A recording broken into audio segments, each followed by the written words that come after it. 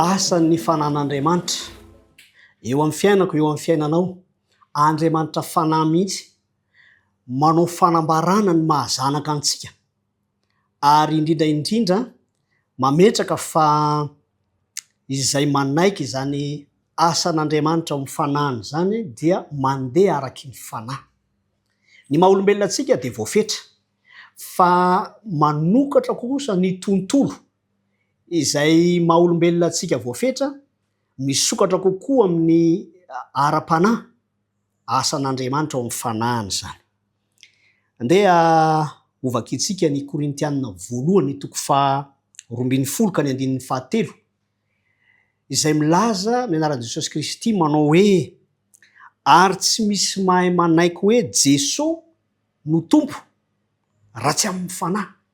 Jereo tsara fa na ny fahafahantsika manaiky an Jesosy Kristy, zany hoe ny maha-kristianina antsika mihitsy zany no miankina amin'ny asan'Andriamanitra dia ny fanan'Andriamanitra eto.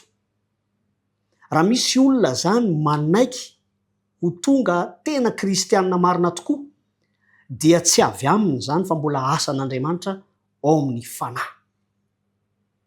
Ny maha-olombelona antsika dia voafetra, ary voambara talohan'izao fa mety ho fahadalana amin'ny maha-olombelona antsika mihitsy aza ny mandrakizay, ary izany mahatonga antsika mifanentana.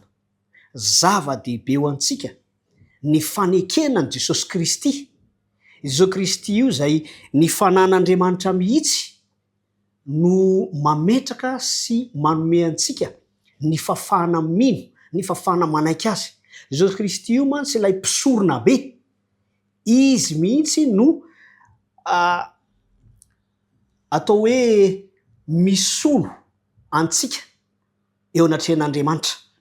Ao amin'ny Efesianina 4:4-7 dia zao no fanambarana: ary aza mampahelo ny fanahy masin'Andriamanitra izay nanisiana tombo-kase anareo ho amin'ny andro fanavotana. Rehefa miresaka isika ny amin'ny hoe andro fanavotana, dia miverina kely any amin'ny tontolo ny zanak'Israely testamenta taloha zany. Mosesy ilay nomena ny taridalana rehetra. Ny Levitikosy 20:20 dia miresaka manokana momba azy io, ny fifidianana ilay ireo fanatitra zany, ny fanatitra izay atao manoloana ny andro manokana dia ny andro fanavotana izany.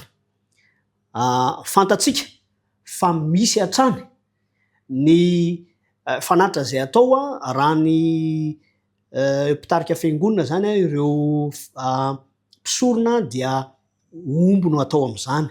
Ny fiangonana dia manolotra osy izay hisafidianana. Misy an'ilay hoe osy lahy manokana ho an'ny Azazela, ary misy an'ilay ho an'ny Jehova. Izany fombafomba rehetra tamin'izany dia ho fanehoana an Jesosy Kristy ilay fanatitra feno, ary mbola manome alalana azy ihany koa ho mpisolo antsika. Ka eto dia milaza izy hoe aza mampalahelo ny fanahy masin'Andriamanitra izay nanisiana tombo-kase anareo ny andro fanavotana. Tsy mifanohitra mihitsy zany ny testamenta taloha sy ny testamenta vaovao fa zavatra mifampitohy, fa ny angatahana amintsika dia ny hanaiky ny taridalan'ny fanahy masina dia ny fanan'Andriamanitra izay Andriamanitra fanahy mihitsy. Tahaka ny hoe tokony ho hitako, tokony ho hitanao ny fitiavan'Andriamanitra ao amin'Andriamanitra fitiavana, dia tokony ho hitantsika ny zavatra rehetra izay tian'Andriamanitra ho antsika ao amin'Andriamanitra fanahy, satria mino isika. Izay raha teo no mampino atsika, tsy hoe kory satria eritreritra maha-olombelona antsika fotsiny zany, fa notariana isika amin'ny alalan'ny fanahy masin'Andriamanitra mahatakatra ilay sary tany amin'ny testamenta taloha, ka mifantoka kokoa mino an Jesosy Kristy sy ny asany amin'ny mahafanatitra tanteraka azy, ary amin'ny mampisorona be azy ihany koa izay manelanelana antsika amin'Andriamanitra. Fanan'Andriamanitra avokoa no mampanaiky antsika an'izany, ary tena ilaina satria raha tena kristianina tokoa isika dia tombontsoa antsika ny mipetraka tsara amin'izany lalana izay hitondrany ny tenan'Andriamanitra antsika izany. Tiako ny hitondram-bavaka manokana satria fanandramana izay iainantsika zany amin'izao fotoana izao.